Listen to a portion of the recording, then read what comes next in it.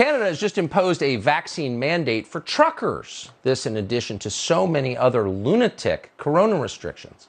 Well, finally, they've had enough. Thousands of truckers assembled in Vancouver this weekend to protest. They formed a Freedom Convoy. Their destination, the Canadian capital of Ottawa.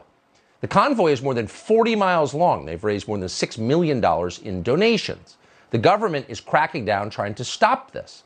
Now, the Prime Minister, so-called, of Canada, Justin Trudeau, says he's had a COVID exposure. He needs to isolate for 5 days. That means he cannot meet with the convoy, with actual voters, when it arrives in the capital city.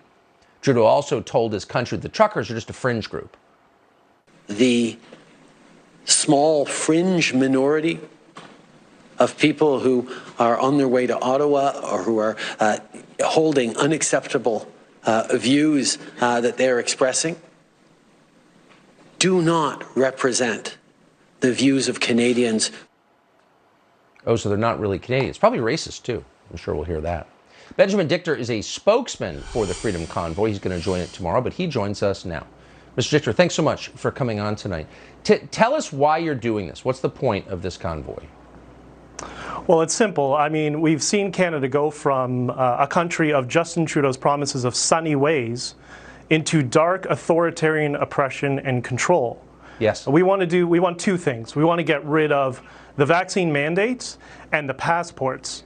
And the passports that's a really concerning one. Yesterday, it was my first time ever crossing the border in my truck with my digital passport.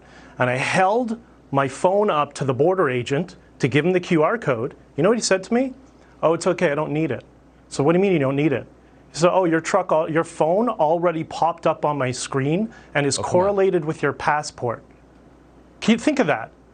Can you believe that? So they know everybody who's coming up to the border before they're there, and they're tracking them.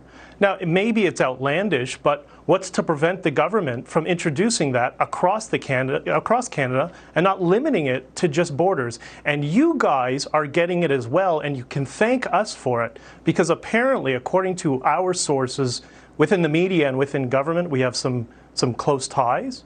Apparently, the Trudeau government, the Biden administration had no interest in it.